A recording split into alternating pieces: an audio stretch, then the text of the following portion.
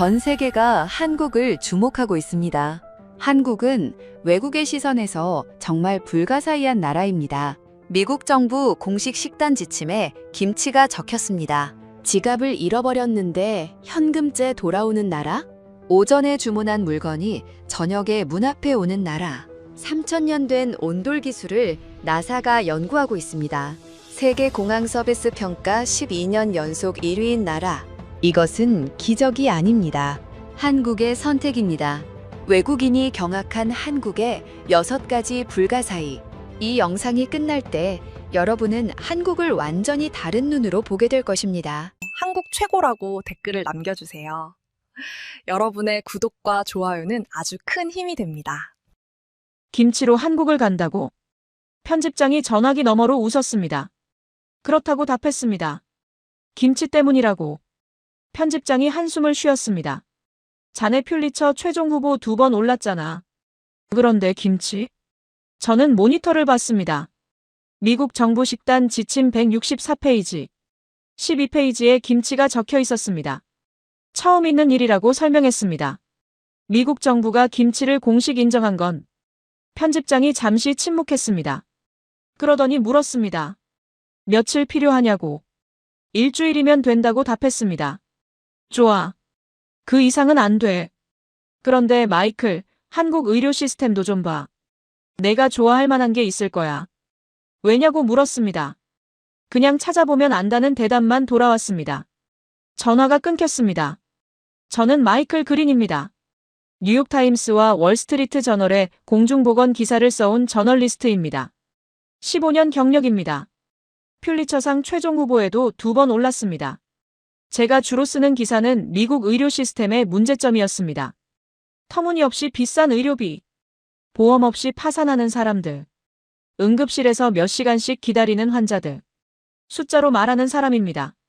추측이나 감상이 아니라 데이터와 팩트로 기사를 씁니다.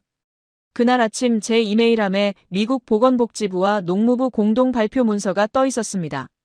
2025년에서 2030년 미국인을 위한 식단 지침. 이런 문서는 15년간 수십 번 봤습니다. 보통은 훑어보고 넘기는 자료였습니다. 그런데 12페이지를 넘기는 순간 손이 멈췄습니다. 김치라고 적혀 있었습니다. USDA 담당자에게 전화를 걸었습니다. 왜 김치를 넣었느냐고 물었습니다. 담당자는 발효식품의 건강 효과가 최근 연구에서 계속 입증되고 있다고 답했습니다. 특히 김치는 프로바이오틱스, 비타민, 항산화 성분이 풍부하다고 했습니다. 그래서 향후 5년간 학교 급식에 김치를 권장한다고 했습니다. 군대 식단에도요.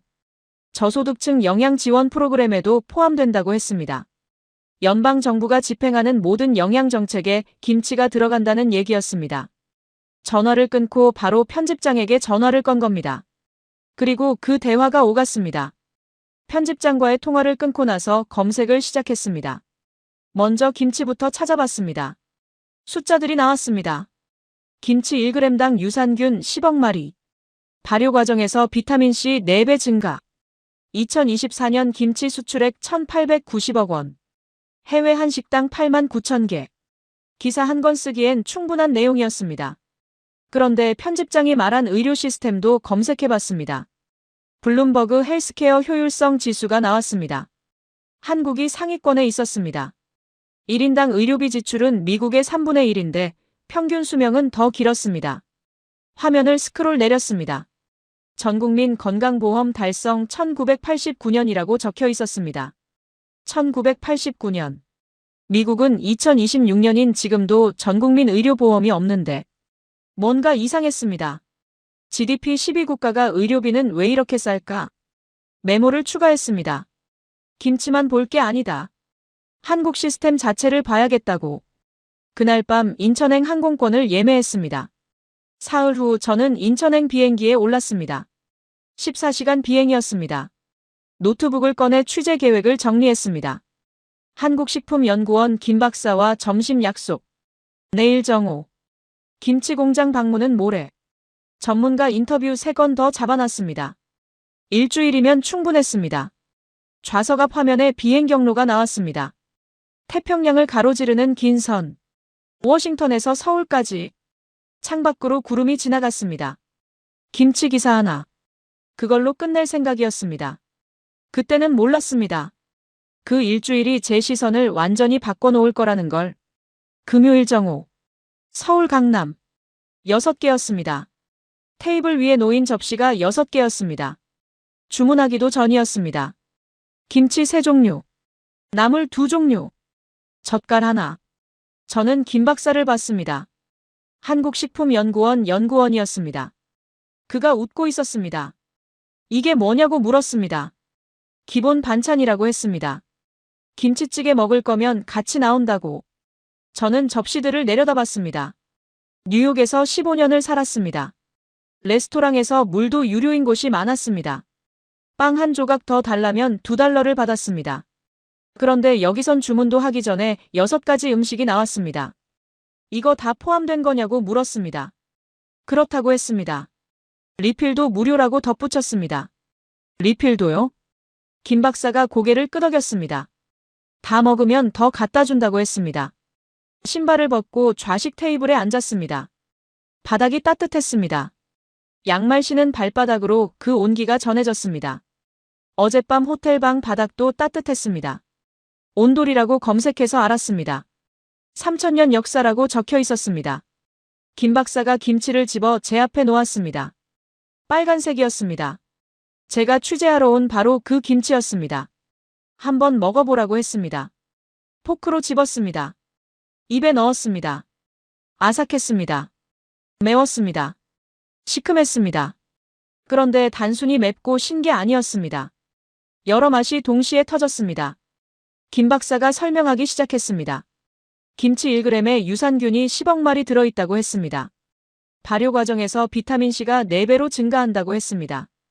배추, 무, 마늘, 생강, 젓갈까지 재료만 15가지가 넘는다고 했습니다.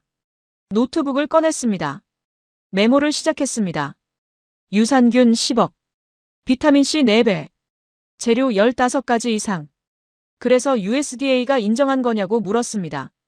김 박사가 고개를 끄덕였습니다. 김치는 단순한 채소 절임이 아니라고 했습니다. 발효과학의 결정체라고 했습니다. 직원이 김치찌개를 가져왔습니다. 뚝배기가 부글부글 끓고 있었습니다. 김 박사가 국자로 떠서 제 그릇에 담아줬습니다. 숟가락으로 한 입 떴습니다. 뜨거웠습니다. 얼얼했습니다. 그런데 계속 먹고 싶었습니다. 김 박사가 말을 이었습니다. 한국은 발효 문화가 깊다고 했습니다. 김치만이 아니라고 했습니다. 된장, 고추장, 간장 전부 발효라고 했습니다. 왜 이렇게 발효가 발달했느냐고 물었습니다. 겨울이 길었기 때문이라고 답했습니다. 채소를 보관하려면 발효밖에 없었다고 했습니다. 냉장고가 없던 시절 얘기였습니다. 생존이 기술이 됐다는 거였습니다. 필요가 과학을 만들어낸 거였습니다. 식사를 하는 동안 반찬 접시 중 하나가 비었습니다. 김치였습니다. 그냥 식사를 계속했습니다. 그런데 직원이 다가왔습니다. 말없이 새 김치를 접시에 가득 담아줬습니다. 손이 멈췄습니다. 뉴욕에서 리필이 무료인 건 물과 빵뿐이었습니다. 그것도 일부 식당에서만이었습니다. 그런데 여기선 반찬을 다 먹으면 직원이 알아서 채워줬습니다. 무료로요. 김 박사가 물었습니다. 미국은 다르냐고. 완전히 다르다고 답했습니다. 반찬이라는 개념 자체가 없다고 설명했습니다. 사이드 디쉬는 있지만 전부 추가 비용이라고 했습니다. 리필은 당연히 없다고 했습니다. 김 박사가 고개를 갸웃했습니다. 그럼 손님이 배가 안 차지 않느냐고 물었습니다. 그게 문제가 아니라고 답했습니다. 레스토랑은 이윤을 남겨야 하니까요. 김 박사가 웃었습니다. 여기도 이윤을 남긴다고 했습니다. 그런데 손님을 배부르게 하는 게 먼저라고 했습니다. 저는 그 말을 노트에 적었습니다. 손님을 배부르게 하는 게 먼저. 식사를 마쳤습니다. 김 박사가 계산을 했습니다. 영수증을 슬쩍 봤습니다. 12,000원이라고 적혀 있었습니다. 약 $9였습니다. 반찬 6가지, 김치찌개, 밥, 국, 전부 포함해서 $9. 뉴욕이었다면 최소 $25는 나왔을 겁니다. 반찬은 추가 비용이고 리필은 없었겠죠. 식당을 나왔습니다. 노트북을 다시 꺼냈습니다. 취재 메모를 정리했습니다. 김치, 발효, 유산균 10억, 비타민C 4배, 재료 15가지, 학교 급식, 군대 식단, USDA 공식 인정. 기사 쓰기에 충분한 내용이었습니다. 그런데 손이 멈췄습니다. 다른 메모를 추가했습니다. 무료 반찬 6가지, 무료 리필, 12,000원대 25달러. 손님을 배부르게 하는 게 먼저. 이건 단순한 음식 기사가 아니었습니다. 김 박사가 말했습니다. 생존이 과학이 됐다고. 겨울을 버티려고 만든 김치가 21세기 미국 정부의 공식 식단이 됐다고. 저는 노트북을 덮었습니다. 김치 기사 하나 쓸어 왔는데 뭔가 훨씬 큰 걸 건드린 것 같았습니다. 이건 음식이 아니라 철학이었습니다. 김 박사가 물었습니다. 오늘 저녁 어떠냐고. 우리 집에서 먹고 가라고 했습니다. 감사하다고 답했습니다. 미국에서 누군가의 집에 초대받은 건 오랜만이었습니다. 저녁 6시. 택시를 타고 김 박사네 집으로 갔습니다. 김 박사 집은 5층이었습니다. 엘리베이터를 타고 올라갔습니다. 초인종을 눌렀습니다. 문이 열렸습니다. 어서 오세요. 현관에 들어섰습니다. 김 박사가 말했습니다.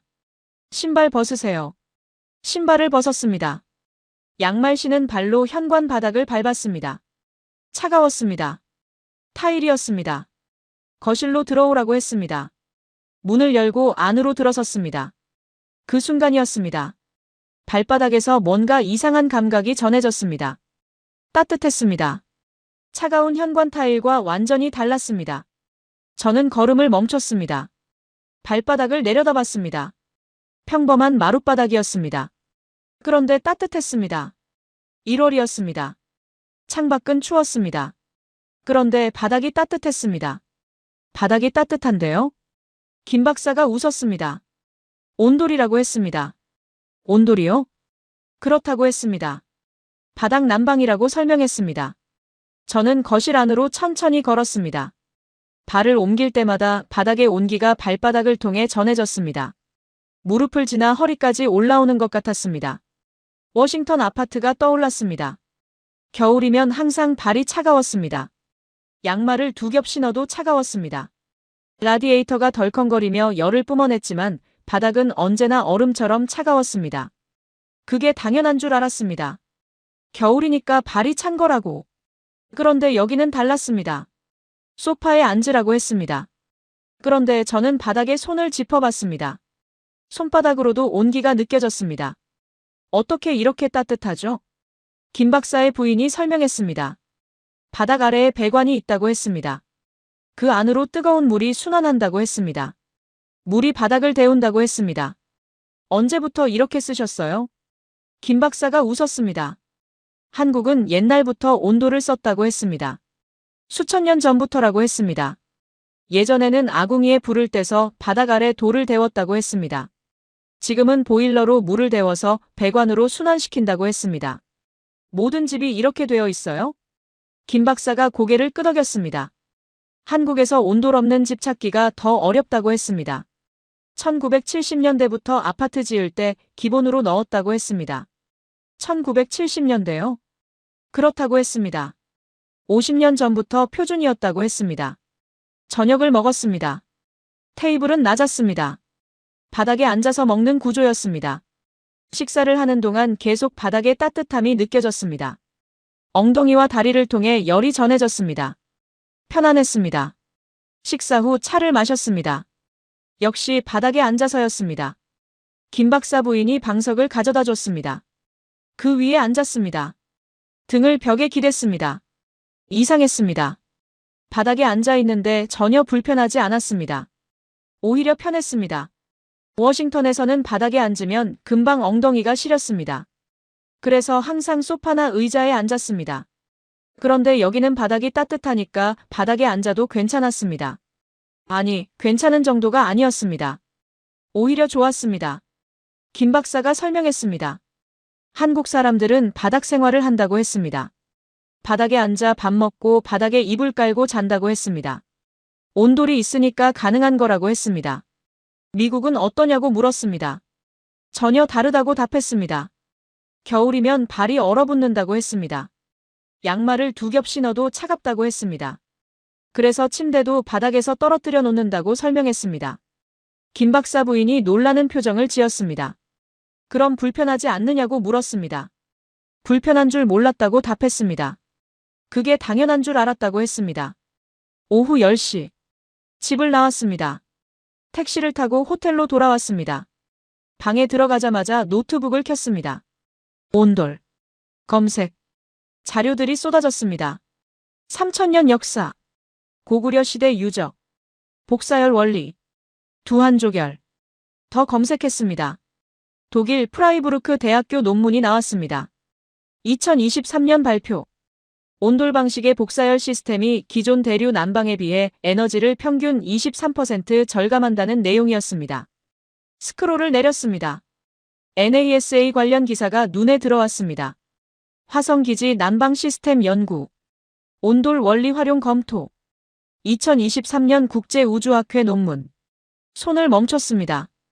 NASA가 온돌을 연구하고 있었습니다. 화성에 사람이 살 기지를 만들기 위해서요. 더 찾았습니다.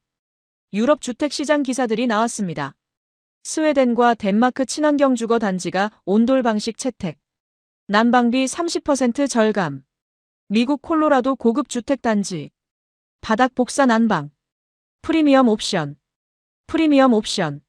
저는 화면을 멈췄습니다. 21세기 유럽과 미국에서 최첨단 친환경 기술이자 럭셔리 옵션으로 마케팅되는 바로 그것이 한국에서는 1970년대부터 서민 아파트 표준 사양이었습니다. 김박산의 아파트가 떠올랐습니다. 1980년대에 지어진 평범한 아파트였습니다.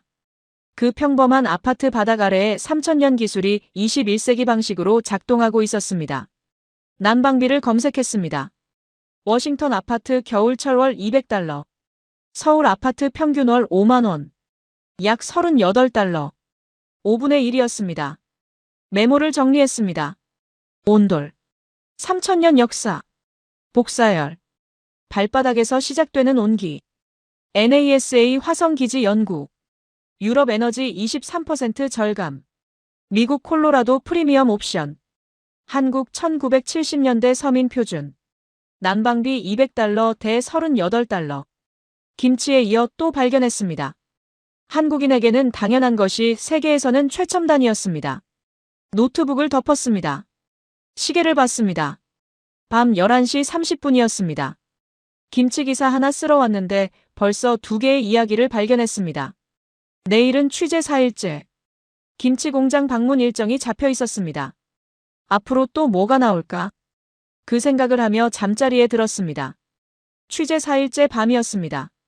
김치 공장 방문이 예상보다 길어졌습니다. 공장장이 저녁을 대접하겠다고 했습니다. 근처 식당으로 갔습니다. 식사 후 소주를 마셨습니다. 공장장이 김치 수출 이야기를 했습니다. 10년 전만 해도 일본이 전부였다고 했습니다. 지금은 미국, 유럽, 중동까지 나간다고 했습니다. 시계를 봤습니다. 밤 11시 30분이었습니다. 공장장이 택시를 불러주겠다고 했습니다. 택시를 탔습니다. 기사님이 출발했습니다. 창밖을 봤습니다. 거리에 사람들이 많았습니다. 밤 11시 40분인데도 사람들이 걷고 있었습니다. 편의점에서 나오는 사람들, 식당에서 웃으며 나오는 무리들, 버스 정류장에서 기다리는 사람들. 한 무리가 눈에 들어왔습니다. 20대로 보이는 여성 4명이었습니다. 길거리에서 치킨을 먹고 있었습니다. 웃으며 떠들고 있었습니다. 아무도 주변을 경계하지 않았습니다. 워싱턴이 떠올랐습니다. 밤 9시만 넘으면 거리가 비었습니다. 돌아다니는 사람은 노숙자뿐이었습니다. 여성이 밤에 혼자 걷는다? 생각도 할 수 없는 일이었습니다. 그런데 여기는 달랐습니다. 사람들이 편안해 보였습니다. 안전해 보였습니다. 즐거워 보였습니다. 문득 걷고 싶다는 생각이 들었습니다. 저도 저 거리를 걷고 싶었습니다. 기사님께 말했습니다. 여기서 내리겠다고. 기사님이 물었습니다. 호텔까지 아직 멀다고. 괜찮다고 답했습니다. 걷고 싶다고. 택시에서 내렸습니다. 밤 11시 50분이었습니다. 걷기 시작했습니다. 거리가 밝았습니다. 가로등이 환했습니다. 편의점 불빛이 보였습니다. 24시간이라고 적혀 있었습니다. 워싱턴이었다면 절대 하지 않았을 선택이었습니다. 밤 12시가 되기 전에 혼자 거리를 걷는다? 생각도 할 수 없는 일이었습니다. 2년 전 동료가 밤 10시에 지하철역에서 집까지 걷다가 강도를 만났습니다. 지갑과 스마트폰을 빼앗겼습니다. 그래서 워싱턴에서는 밤 9시만 넘어도 택시를 탔습니다. 조금 비싸도 안전이 우선이었으니까요. 그런데 지금 서울 한복판을 밤 12시에 걷고 있었습니다. 이상했습니다. 긴장되지 않았습니다. 앞에서 누군가 걸어오고 있었습니다. 20대 여성이었습니다. 혼자였습니다. 이어폰을 끼고 스마트폰을 보며 걸었습니다. 저는 걸음을 멈췄습니다. 밤 12시. 여성. 혼자. 이어폰. 스마트폰. 워싱턴이었다면 이건 자살 행위였습니다. 런던이었다면 소매치기가 달려들었을 겁니다. 그런데 그 여성은 전혀 긴장하지 않은 것처럼 보였습니다. 편안하게 걸었습니다. 주변을 경계하지도 않았습니다. 그 여성이 제 옆을 지나쳤습니다. 아무 일도 일어나지 않았습니다. 저는 다시 걷기 시작했습니다. 모퉁이를 돌았습니다. 편의점이 하나 더 보였습니다. 안에 손님이 몇 명 있었습니다. 직원이 물건을 정리하고 있었습니다. 그 옆 골목에서 웃음소리가 들렸습니다. 아까 택시에서 봤던 그 여성들이었습니다. 치킨을 먹고 있었습니다. 플라스틱 의자에 앉아서요. 자정이 넘었는데요. 아무도 이상하게 생각하지 않았습니다. 아무도 긴장하지 않았습니다. 저는 그제야 깨달았습니다. 이 도시는 다르다고. 15분을 더 걸었습니다. 호텔이 보였습니다. 새벽 12시 20분이었습니다. 30분 동안 서울 거리를 걸었습니다.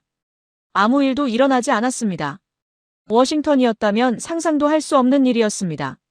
다음 날 아침 일어났습니다. 지갑을 찾았습니다. 없었습니다. 어제 어디서 잃어버렸을까 생각해봤습니다. 김치 공장, 식당, 택시, 거리. 체크카드로 결제한 내역을 확인했습니다. 마지막은 어제 저녁 식당이었습니다. 그 이후로는 없었습니다. 식당에서 잃어버린 것 같았습니다. 프런트에 내려갔습니다. 직원에게 물었습니다. 지갑을 잃어버렸는데 어떻게 해야 하느냐고. 경찰서에 전화해보라고 했습니다. 습득물 센터가 있다고 했습니다. 습득물 센터라고요? 네.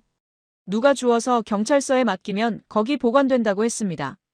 정말 돌아올까 생각했습니다. 워싱턴에서 지갑을 잃어버리면 끝이었습니다. 다시 볼 수 없었습니다. 런던도 마찬가지였습니다. 그래도 전화를 걸었습니다. 오후 2시. 경찰서에서 전화가 왔습니다. 지갑 찾았다고 했습니다. 정말요? 네. 어젯밤 식당 주인이 가져다 줬다고 했습니다. 지금 와서 찾아가시면 된다고 했습니다. 경찰서로 갔습니다. 지갑을 받았습니다. 열어봤습니다. 현금이 그대로 있었습니다. 카드도 전부 있었습니다. 하나도 빠지지 않았습니다. 경찰이 웃으며 말했습니다. 습득자가 현금까지 그대로 놔뒀네요. 저는 멍하니 지갑을 들고 서 있었습니다. 당연한 거 아니냐고 경찰이 물었습니다. 아니라고 답했습니다. 미국에서는 당연하지 않다고 했습니다. 경찰이 고개를 끄덕였습니다. 여기선 당연하다고 말했습니다. 호텔로 돌아왔습니다. 노트북을 켰습니다. 한국 범죄율 검색. OECD 통계가 나왔습니다. 인구 10만 명당 살인 발생률. 미국 6.3건. 영국 1.2건. 한국 0.6건. 영국의 절반이었습니다. 미국의 10분의 1이었습니다. 더 검색했습니다. 소매치기 발생 건수. 런던 하루 평균 400건. 서울 하루 평균 50건. 8배 차이였습니다. 인구는 비슷한데 범죄는 8분의 1이었습니다. 습득물 반환율을 검색했습니다. 서울시 통계 2023년 현금 습득물 147억 원. 그중 주인에게 반환 118억 원 80.3%. 런던 메트로폴리탄 경찰 통계를 찾았습니다. 반환율 약 15%. 4배 차이였습니다. UN 보고서도 찾았습니다. 2024년 발표. 밤거리 여성 안전지수. 서울 세계 1위. 도쿄, 싱가포르보다 높았습니다. 메모를 정리했습니다. 살인율 미국 10분의 1. 소매치기 런던 8분의 1. 습득물 반환율 80%대 20%. 여성 안전 세계 1위. 밤 12시 여성 혼자 걷기. 아무도 긴장하지 않음. 어젯밤 장면이 떠올랐습니다. 이어폰 끼고 스마트폰 보며 걷던 여성. 골목에서 치킨 먹던 4명. 편의점 24시간 불빛. 경찰서에서 들은 말도 떠올랐습니다. 당연한 거 아니냐고. 여기선 당연한 거라고. 저녁 7시. 다시 거리로 나왔습니다. 편의점에 들어갔습니다. 삼각김밥을 샀습니다. 계산하고 나왔습니다. 막 벤치에 앉아 먹었습니다. 사람들이 지나갔습니다. 퇴근하는 사람들. 저녁 먹으러 가는 사람들. 스마트폰 보며 걷는 사람들. 아무도 경계하지 않았습니다. 아무도 주머니를 움켜쥐지 않았습니다. 아무도 뒤를 돌아보지 않았습니다. 워싱턴에서는 항상 경계했습니다. 지갑이 있는 주머니에 손을 넣고 걸었습니다. 누가 뒤에서 따라오는지 확인했습니다. 어두운 골목은 피했습니다. 그게 도시에서 사는 방식이라고 배웠습니다. 그런데 여기는 달랐습니다. 사람들이 긴장하지 않았습니다. 밤에도 걸었습니다. 지갑을 잃어버려도 돌아왔습니다. 김치도 그랬습니다. 생존이 과학이 됐다고. 온돌도 그랬습니다. 필요가 기술이 됐다고. 그런데 치안은 달랐습니다. 이건 시스템이 아니었습니다. 기술도 아니었습니다. 사람이었습니다. 내 것과 내 것을 구분하는 사람들. 지갑을 주워서 경찰서에 맡기는 식당 주인. 현금까지 그대로 놔두는 습득자. 당연하다고 말하는 경찰. 숫자로 말하는 사람인 저도 이건 숫자로 설명할 수 없었습니다. 80% 반환율이라는 숫자 뒤에 80%의 사람이 있었습니다. 벤치에서 일어났습니다. 호텔로 돌아갔습니다. 김치, 온돌, 그리고 이제 치안. 세 개의 이야기를 발견했습니다. 김치 기사 하나 쓸어 왔는데 점점 더 큰 걸 보고 있었습니다. 취재 5일째 아침. 머리가 깨질 듯 아팠습니다. 전날 밤 김 박사와 동료들을 만났습니다. 한 식당에서 저녁을 먹었습니다. 소주를 마셨습니다. 1병, 2병, 3병. 김 박사가 말했습니다. 한국에서는 이게 문화라고. 저는 거절하지 못했습니다. 다음 날 아침 눈을 떴습니다.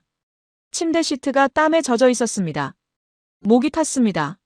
머리가 욱신거렸습니다. 일어나려고 했습니다. 어지러웠습니다. 거울을 봤습니다. 얼굴이 창백했습니다. 오전 10시였습니다. 오늘 일정이 있었습니다. 김치 수출업체 대표 인터뷰. 취소할 수 없었습니다. 샤워를 했습니다. 차가운 물로. 조금 나아졌습니다. 그런데 두통은 계속됐습니다. 아스피린을 찾았습니다. 없었습니다. 워싱턴 집에는 항상 비치해뒀는데 여행 가방에 안 챙겼습니다. 프런트에 전화했습니다. 약이 필요하다고 했습니다. 직원이 답했습니다. 근처 병원 가보라고. 걸어서 5분 거리라고 했습니다. 병원이라고요? 네. 내과 있다고 했습니다. 워싱턴에서 병원은 큰일이었습니다. 예약을 잡아야 했습니다. 보통 2주는 기다려야 했습니다. 응급실은 몇 시간씩 대기했습니다. 그리고 무엇보다 비쌌습니다. 그런데 숙취 때문에 병원을 간다고 직원이 말했습니다. 그냥 가보라고. 약 처방받으면 된다고. 옷을 입고 나왔습니다. 프런트에서 알려준 방향으로 걸었습니다. 3분 걸었습니다. 작은 건물이 보였습니다. 1층에 내과라고 적혀 있었습니다. 문을 열고 들어갔습니다. 접수대가 있었습니다. 직원이 웃으며 물었습니다. 어디 불편하시냐고. 두통이 심하다고 말했습니다. 어제 술을 좀 마셨다고 했습니다. 직원이 고개를 끄덕였습니다. 건강보험증 있느냐고 물었습니다. 없다고 답했습니다. 외국인이라고 했습니다. 그럼 여권 주세요. 직원이 말했습니다. 여권을 건넸습니다. 직원이 컴퓨터에 뭔가 입력했습니다. 그리고 말했습니다. 저기 앉아서 기다리세요. 곧 부를게요. 예약 안 해도 되냐고 물었습니다. 직원이 웃었습니다. 예약 필요 없다고 했습니다. 대기실에 앉았습니다. 환자가 몇 명 더 있었습니다. 나이 든 남성 2명, 젊은 여성 1명. 모두 조용히 앉아 있었습니다. 시계를 봤습니다. 오전 10시 15분이었습니다. 10시 25분. 제 이름이 불렸습니다. 10분 기다렸습니다. 워싱턴 응급실에서는 3시간을 기다렸는데 진료실로 들어갔습니다. 의사가 앉아 있었습니다. 40대로 보이는 남성이었습니다. 어디 불편하세요? 두통이 심하다고 말했습니다. 어제 술을 마셨다고 했습니다. 의사가 고개를 끄덕였습니다. 혈압을 재겠다고 했습니다. 팔을 내밀었습니다. 의사가 혈압을 쟀습니다. 조금 높다고 했습니다. 술 때문이라고 했습니다. 목을 봐도 되냐고 물었습니다. 입을 벌렸습니다. 의사가 목을 확인했습니다. 목도 좀 부었다고 했습니다. 처방전 써드릴게요. 의사가 말했습니다. 그게 전부였습니다. 진료실에 들어간 지 5분도 안 됐습니다. 처방전을 들고 나왔습니다. 접수대에서 계산했습니다. 직원이 말했습니다. 4,500원입니다. 4,500원이라고요? 네. 직원이 웃었습니다. 카드를 건넸습니다. 영수증을 받았습니다. 4,500원이라고 적혀 있었습니다. 약 3달러 50센트였습니다. 건물을 나왔습니다. 바로 옆에 약국이 있었습니다. 들어갔습니다. 처방전을 건넸습니다. 약사가 처방전을 보고 약을 준비했습니다. 3분 걸렸습니다. 3,200원입니다. 약사가 말했습니다. 카드로 계산했습니다. 영수증을 받았습니다. 호텔로 돌아왔습니다. 약을 먹었습니다. 침대에 누웠습니다. 2개의 영수증을 꺼내봤습니다. 진료비 4,500원, 약값 3,200원, 총 7,700원, 약 6달러였습니다. 스마트폰을 꺼냈습니다. 워싱턴에 사는 친구에게 문자를 보냈습니다. 영수증 사진과 함께. 한국에서 병원 다녀왔어. 총 6달러. 5분 후 답장이 왔습니다. 영 하나 빠진 거 아니야? 아니라고 답했습니다. 정말 6달러라고. 친구가 전화를 걸어왔습니다. 장난치는 거지? 친구가 물었습니다. 장난 아니라고 답했습니다. 10분 기다렸고 5분 진료받았고 6달러 냈다고 설명했습니다. 친구가 한숨을 쉬었습니다. 나 작년에 독감으로 병원 갔다가 450달러 냈어. 보험 있는데도 450달러라고요? 응. 진료비 200, 검사비 150, 약값 100. 친구가 말했습니다. 그리고 2주 기다렸어. 예약 잡는데. 전화를 끊었습니다. 노트북을 켰습니다. 한국, 미국 의료비 비교. 검색. 자료들이 쏟아졌습니다. 블룸버그 헬스케어 효율성 지수. 한국 상위권. 1인당 의료비 지출 미국의 3분의 1. 평균 수명 미국보다 길다. 더 검색했습니다. 미국 일반 진료 평균 비용.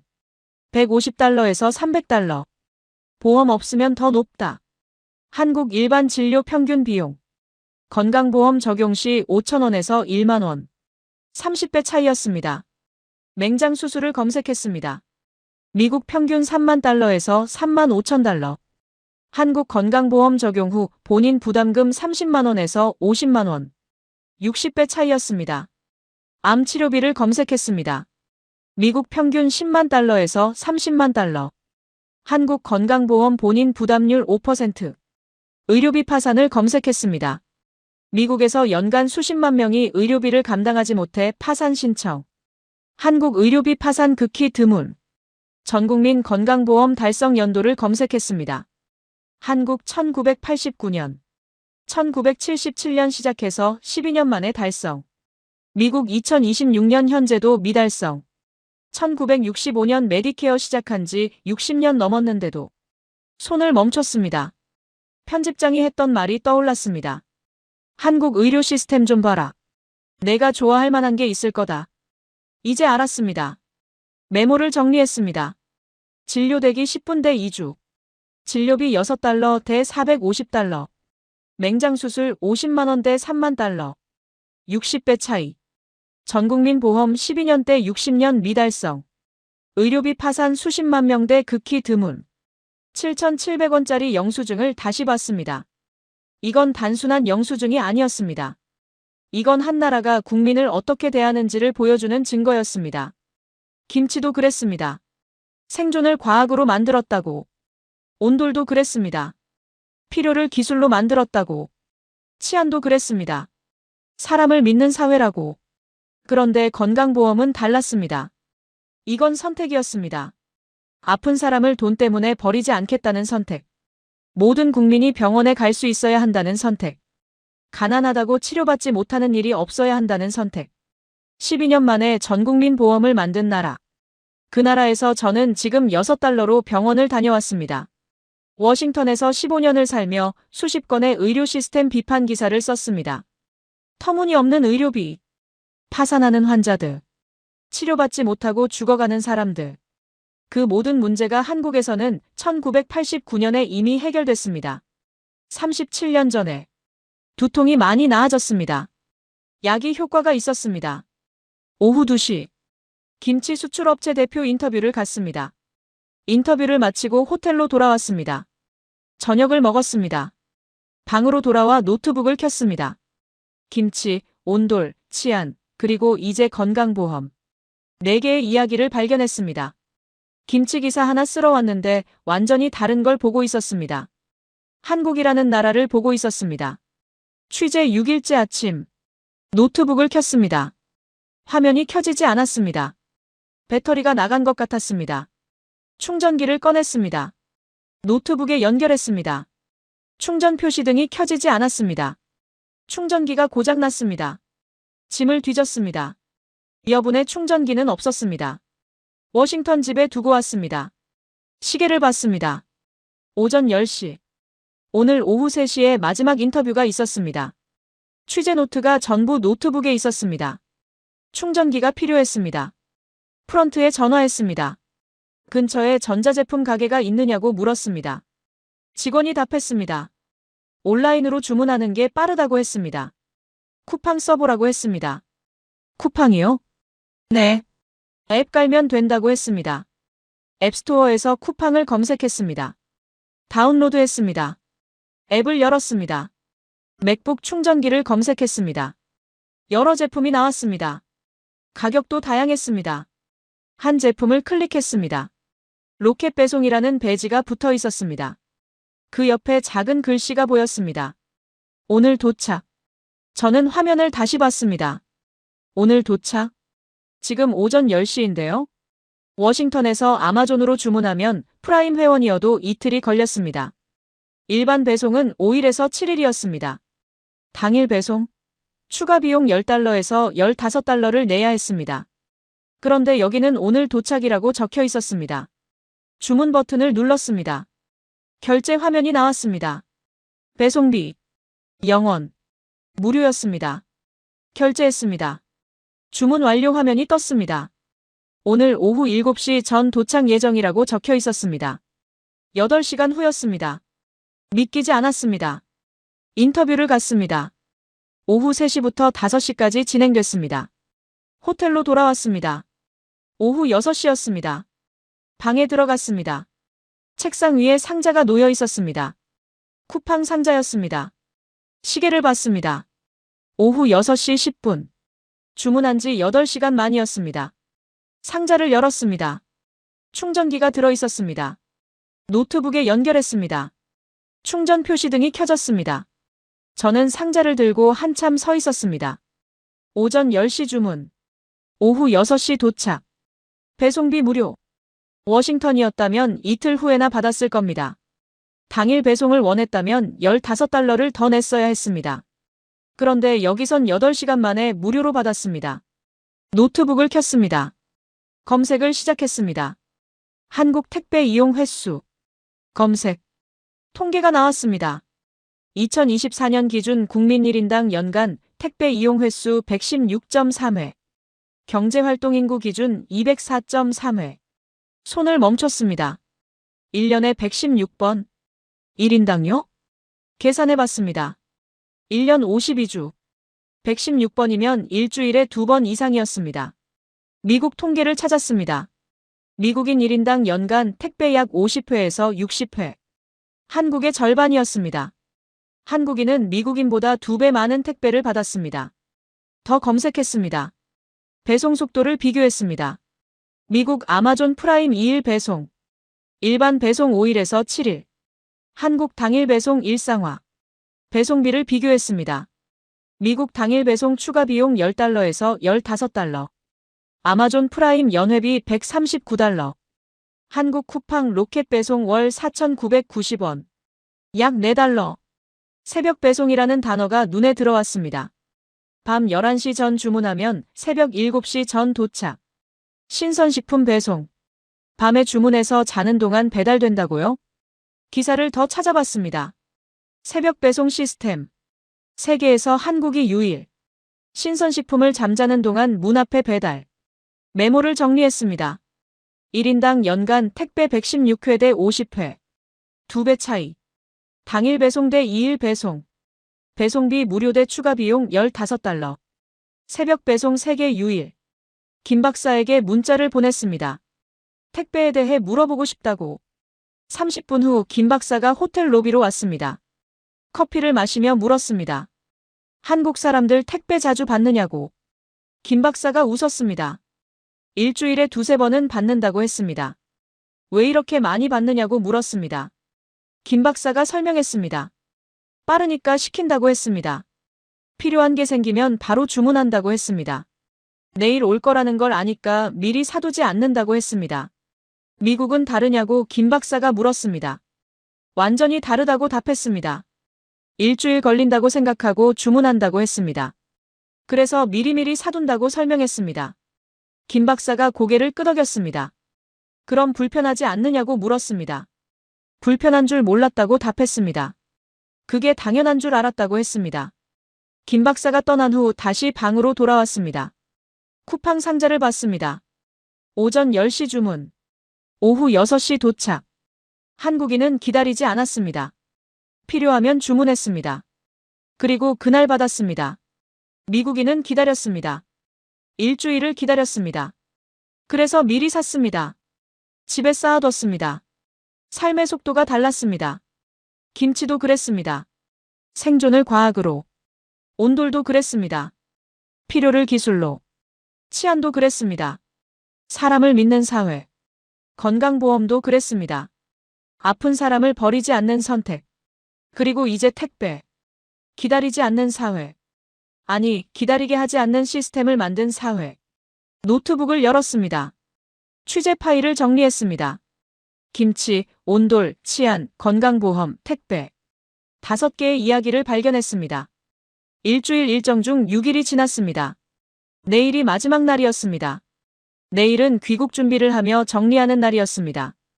김치 기사 하나 쓰러 왔습니다. 그런데 지금 노트북에 저장된 파일은 5개였습니다. 김치 파일은 2페이지였습니다. 나머지는 각각 5페이지에서 8페이지였습니다. 편집장에게 뭐라고 말해야 할까 생각했습니다. 김치 기사 대신 한국 르포를 보내겠다고 해야 할 것 같았습니다. 창밖을 봤습니다. 서울 야경이 보였습니다. 불빛이 가득했습니다. 일주일 전 인천공항에 도착했을 때와는 완전히 다른 눈으로 이 도시를 보고 있었습니다. 내일은 공항으로 돌아가는 날이었습니다. 다음 날 아침 7시. 택시를 탔습니다. 인천공항으로 가주세요. 기사님에게 말했습니다. 기사님이 출발했습니다. 서울 거리를 빠져나갔습니다. 고속도로에 올랐습니다. 창밖을 봤습니다. 일주일 전에도 이 길을 지나왔습니다. 그때는 아무것도 몰랐습니다. 그냥 하나의 도시였습니다. 그런데 지금은 달랐습니다. 지나가는 아파트 단지가 보였습니다. 저 건물들 바닥 아래에 온돌이 있다는 걸 알았습니다. 3000년 기술이 21세기 방식으로 작동하고 있다는 걸 알았습니다. 편의점이 보였습니다. 24시간. 저 편의점 앞에서 새벽에도 사람들이 안전하게 걷는다는 걸 알았습니다. 병원 건물이 보였습니다. 저 병원에서 누군가 지금 7,700원으로 진료를 받고 있다는 걸 알았습니다. 1시간 후 인천공항에 도착했습니다. 일주일 전에도 이 공항에 도착했습니다. 그때는 그냥 깨끗하다고만 생각했습니다. 빠르다고만 생각했습니다. 그런데 지금은 달랐습니다. 터미널로 들어갔습니다. 바닥이 깨끗했습니다. 표지판이 영어와 한국어로 명확하게 적혀 있었습니다. 방향을 찾기 쉬웠습니다. 체크인 카운터로 갔습니다. 직원이 웃으며 인사했습니다. 여권을 건넸습니다. 직원이 처리했습니다. 빨랐습니다. 짐을 붙였습니다. 직원이 물었습니다. 한국 여행 어떠셨어요? 좋았다고 답했습니다. 아주 좋았다고 덧붙였습니다. 직원이 웃었습니다. 다음에 또 오세요. 그 말이 정중한 인사말이 아니라는 걸 알았습니다. 진심이었습니다.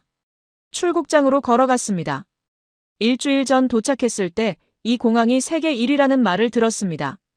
SKYTRAX 12년 연속 1위. 그때는 그냥 숫자였습니다. 그런데 지금은 이해했습니다. 직원이 먼저 영어로 말을 걸었습니다. 안내가 필요하면 언제든 물어보라고 했습니다. 화장실이 깨끗했습니다. 무료 와이파이가 빨랐습니다. 충전 시설이 곳곳에 있었습니다. 대기 공간에 의자가 충분했습니다. 편안했습니다. 작은 것들이었습니다. 그런데 그 작은 것들이 모여서 12년 연속 1위를 만들었습니다. 워싱턴 덜레스 공항이 떠올랐습니다. 입국 심사 1시간 대기. 짐 찾는데 30분. 화장실 항상 지저분함. 직원 불친절. 그게 당연한 줄 알았습니다. 그런데 여기는 달랐습니다. 출국 심사대로 갔습니다.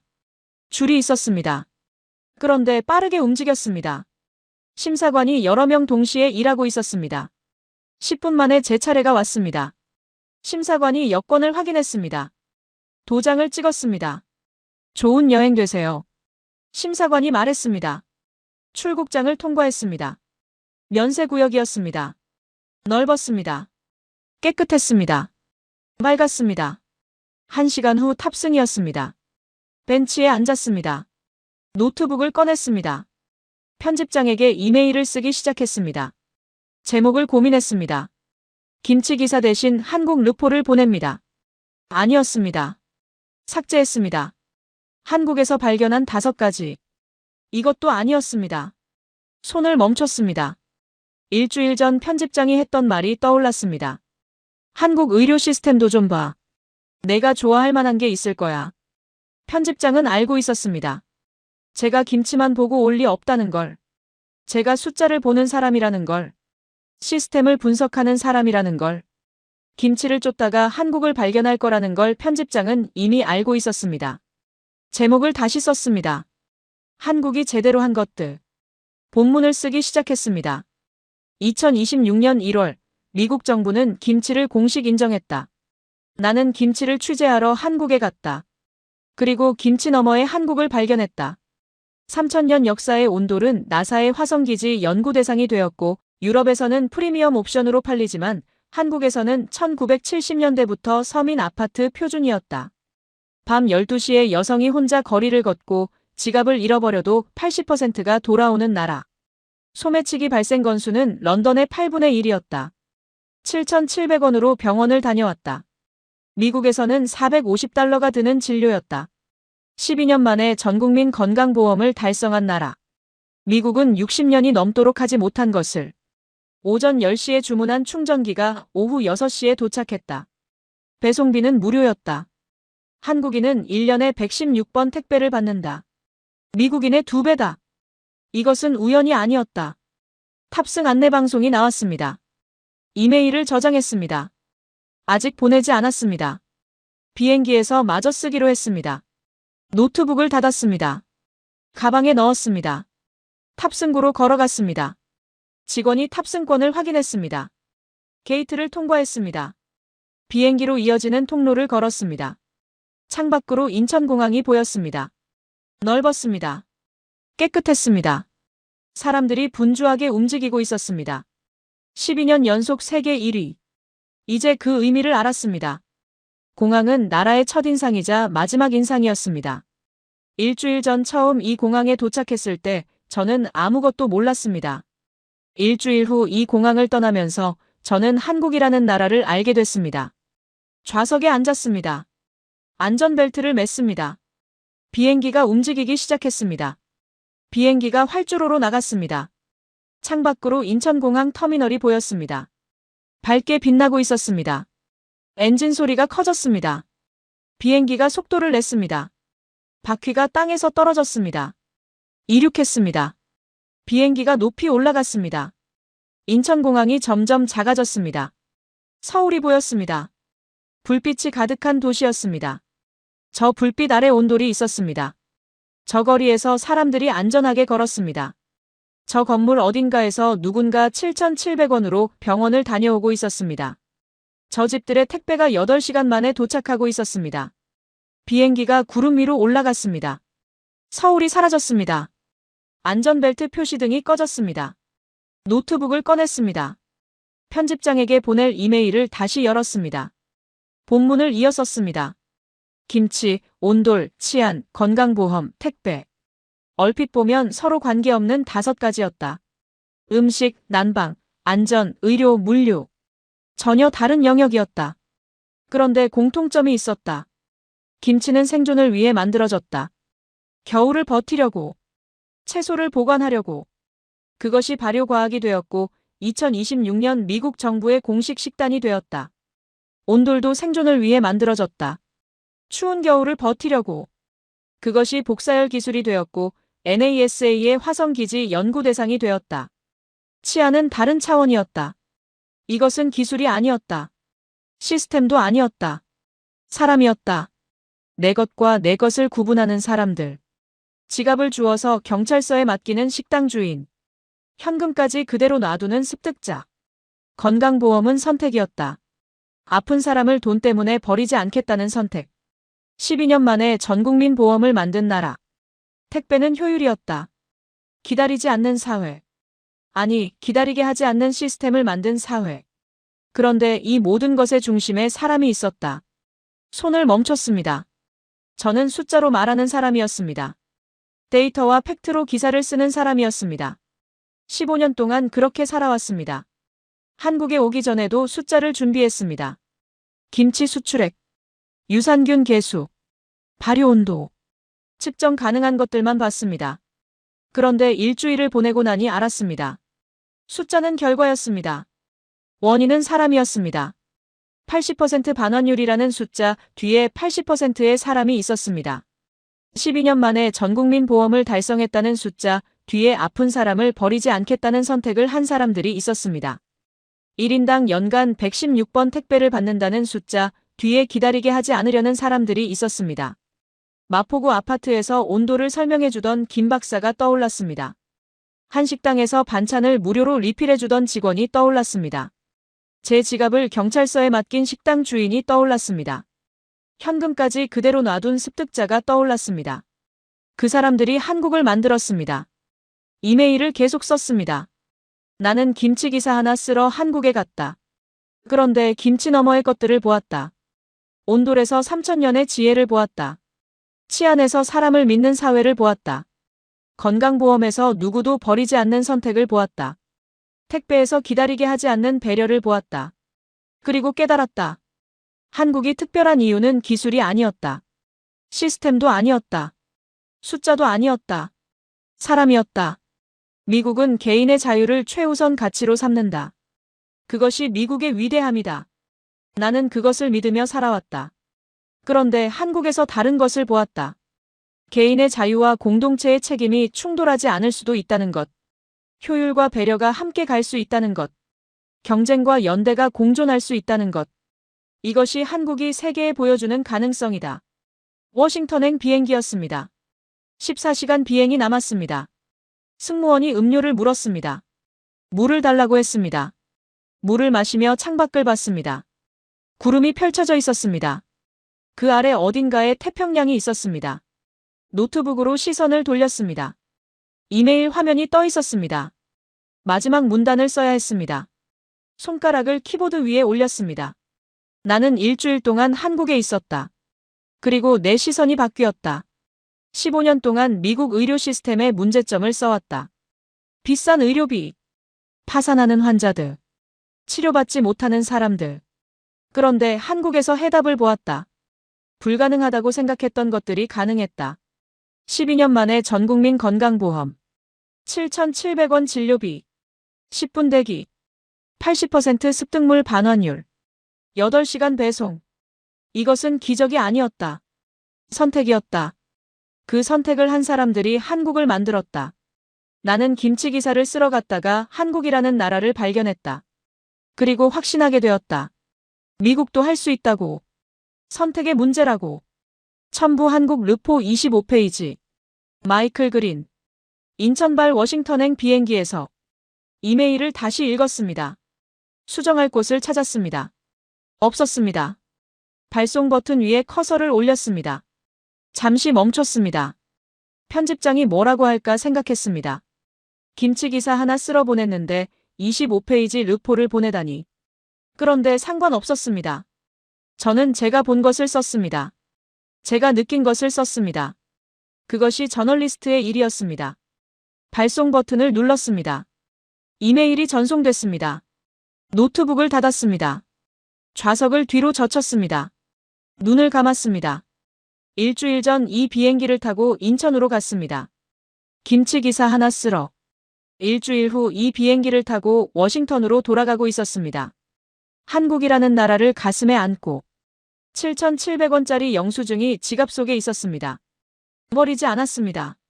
가져갈 것이었습니다. 워싱턴 책상 위에 붙여둘 것이었습니다. 제가 한국에서 배운 것을 잊지 않기 위해서 눈을 떴습니다. 승무원이 지나갔습니다. 기내식 시간이 다가오고 있었습니다. 저는 가방에서 노트를 꺼냈습니다. 펜을 꺼냈습니다. 마지막 페이지에 한 줄을 적었습니다. 나는 반드시 다시 돌아올 것이다. 노트를 덮었습니다. 창밖을 봤습니다. 구름이 계속 펼쳐져 있었습니다. 그 구름 너머 어딘가에 한국이 있었습니다. 김치를 발효시키는 나라. 바닥을 따뜻하게 데우는 나라. 지갑을 돌려주는 나라. 아픈 사람을 버리지 않는 나라. 8시간 만에 물건을 배달하는 나라. 그리고 무엇보다 사람을 중심에 두는 나라. 14시간 후 워싱턴 덜레스 공항에 도착할 것이었습니다. 입국 심사에서 1시간을 기다릴 것이었습니다. 짐 찾는데 30분이 걸릴 것이었습니다. 집에 가는 택시비로 $80를 낼 것이었습니다. 그리고 집에 도착하면 바닥이 차가울 것이었습니다. 하지만 이제 저는 알았습니다. 그것이 당연한 것이 아니라는 것을. 다른 방식이 가능하다는 것을. 한국이 그것을 증명했습니다. 기내식이 나왔습니다. 먹기 시작했습니다. 비행기는 태평양 상공을 날고 있었습니다. 한국에서 미국으로. 그런데 제 안에서는 반대 방향으로 무언가가 움직이고 있었습니다. 미국에서 한국으로 돌아가고 싶다는 마음이. 언젠가 반드시 돌아갈 것이었습니다. 그때는 김치 기사가 아니라 더 긴 이야기를 쓸어 갈 것이었습니다. 한국이라는 나라에 대한 책을 쓸어. 그 생각을 하며 기내식을 마쳤습니다. 불을 껐습니다. 담요를 덮었습니다. 눈을 감았습니다. 꿈속에서 저는 다시 서울을 걷고 있었습니다. 따뜻한 바닥 위를.